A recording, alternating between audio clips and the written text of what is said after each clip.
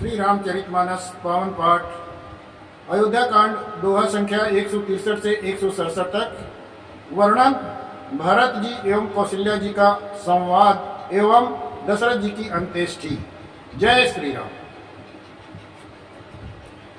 मलिन बसन बिबरन बिकल त्रस शरीर दुख भार कनक कलप बरि बेली बन मानव हनी तुषार। कौशल्या जी मैले वस्त्र पहने हैं, चेहरे का रंग बदला हुआ है, व्याकुल हो रही हैं, दुख के बोझ से शरीर सूख गया है, ऐसी दिख रही हैं मानो सोने की सुंदर कल्प लता को बन के पाले ने मार दिया हो। भरतई देख मात उठ धाई मूर्छित अवन परी जई आई। देखत भरत विकल भय भारी परे चरण तन दशा बिसारी।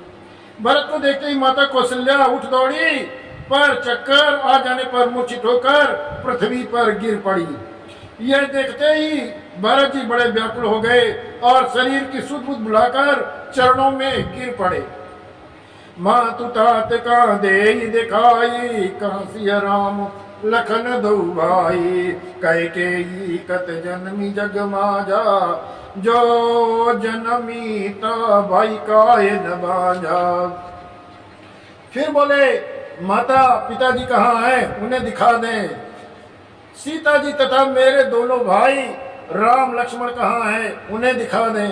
कैकेयी जगत में क्यों जन्मी, और यदि जन्मी तो फिर बान क्यों न हो गई। कुल कलंक जई जन में उमोही अपजस भाजन प्रिय जन द्रोही। को त्रिभुवन मोहि सरित अभागी गति अस तोरी मातु जही लागी। जिसने कुल के कलंक अपयस के भाड़े और प्रियजनों के द्रोही मुझ जैसे पुत्र को उत्पन्न किया, तीनों लोगों में मेरे समान अभागा कौन होगा, जिसके कारण माता मेरी यह दशा हुई। पितु सुरपुर बन गुबर के तू मैं केवल सब अनरथ तू। दिग मोहि भयउ बेनु बन आगी दुसादाह दुख दूषण भागी। पिताजी स्वर्ग में है, रामचंद्र जी वन में है, केत के समान केवल मैं ही सब अनर्थों का कारण हूँ, मुझे धिक्कार है। मैं बांस के वन में आग उत्पन्न हुआ और कठिन दाह दुख और दोषों का भागी बन गया। मातु भरत के बचन मृदु सुनि पुण्य उठी संभारी। लिए उठाई लगाई उर लोचन मोचत भारी। भरत जी के कोमल वचन सुनकर माता कौशल्या फिर संभल कर उठी। उन्होंने भरत को उठाकर छाती से लगा लिया और नेत्रों से आंसू बहाने लगी। तरल सुभाय मायई अलाए अतीत मनहु राम फिर आए।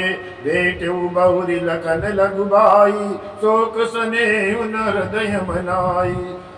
बेटू बहुरी लखन लघु भाई शोक सने न हृदय समाई। सरल स्वभाव वाली माता ने बड़े प्रेम से भरत जी को छाती से लगा लिया, मानो राम जी ही लौट कर आ गए हो। फिर लक्ष्मण के छोटे भाई शत्रुघ्न को हृदय से लगाया, शोक और स्नेह हृदय में समाता नहीं। देख स्वभाव कात सब को ही राम मात वस काहे न होई। माता भरत गोद बैठा रे आंसू पोंछ मृदु वचन उचारे। कौशल्या माता का स्वभाव देखकर कोई कह रहे हैं कि श्री राम की माता का स्वभाव ऐसा क्यों न हो।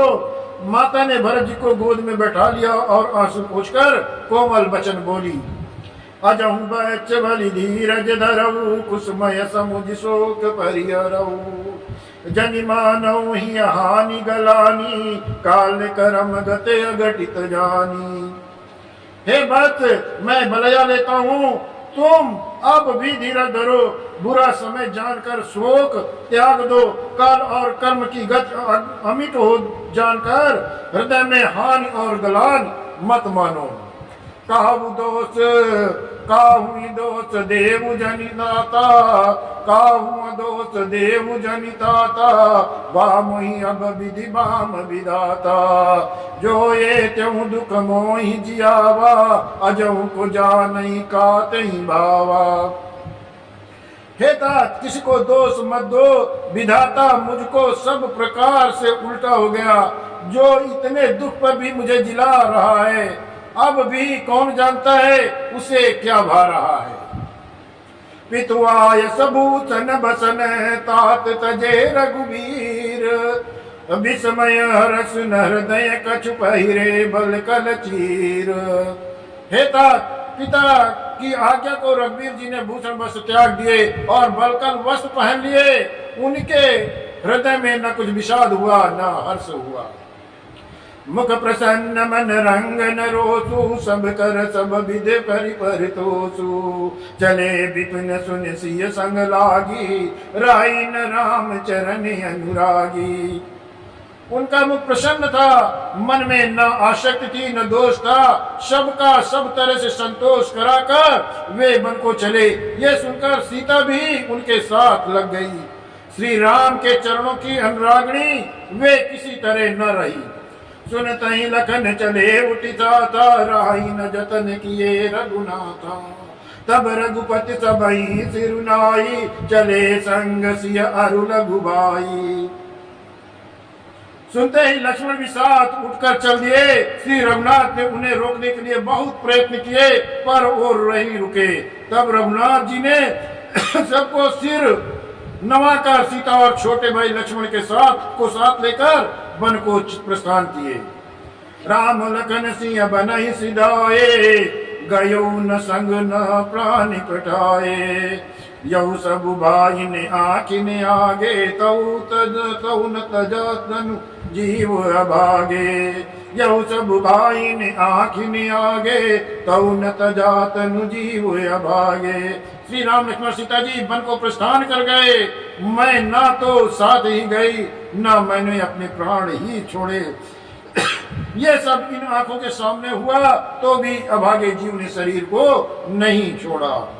मोहि न लाज निज नेउ निहारी, राम सरस सुत में महतारी। जिये मरे बल भूपति जाना, मोर हृदय सतकुलित समाना। अपने स्नेह को देखकर मुझे लाज भी नहीं आती।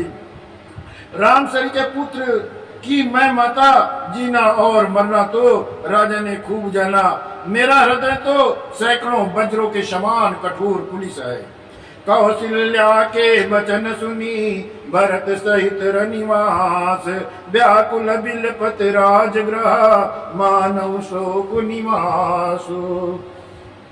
कौशल्या जी के वचनों को सुनकर भरत सहित सारा रनिवास व्याकुल होकर विलाप करने लगा। राजमहल मानो शोक का निवास बन गया हो। बिलपई बिकल भरत दो भाई, कौशल्या लिए हृदय लगाई। बाती अनेक भरत समुझाए, कई विवेक मय वचन सुनाए। भरत शत्रुघ्न दोनों भाइयों को कौशल्या जी ने हृदय से लगा लिया और अनेकों प्रकार से भरत को समझाया और बहुत सी विवेक भरी बातें उन्हें कहकर सुनाई।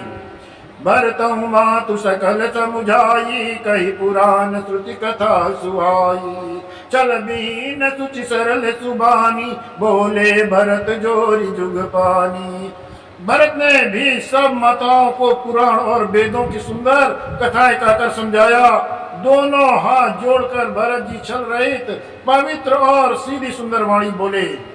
जे जग मातु पिता सुत मारे, गाई गोट मई सुरपुर जारे। जे जगतिय बालक बद कीने, मीत मई पति माहुर दीने। जो पाप माता पिता पुत्रों को मारने से होते हैं और जो गौशाला और ब्राह्मणों के नगर जलाने से होते हैं, जो पाप स्त्री और बालक की हत्या करने से होते हैं और जो मित्र और राजा को जहर देने से होते हैं। ते जे पातक उपपातक आई, करम वचन मन भव कभी कहाई। ते पातक मोहि हो निपाता, जो यहु होई मोर मन माता। कर्म वचन और मन से होने वाले जितने भी पातक और उपपातक बड़े और छोटे पाप हैं, उनको कभी लोग कहते हैं, हे विधाता यदि इन काम में मेरा मत हो तो हे माता ये सब पाप मुझे लगे। जय परि हरि हरि हर चरणे बजई भूत गण घोर, तेई के गति मोहि देव विधि जो जननी मत मोर। जो लोग श्री हरि और शंकर जी के चरणों को छोड़कर भयानक भूत प्रेतों को भजते हैं, हे माता यदि मेरा मत हो तो विधाता मुझे उनकी गति दे। जय श्री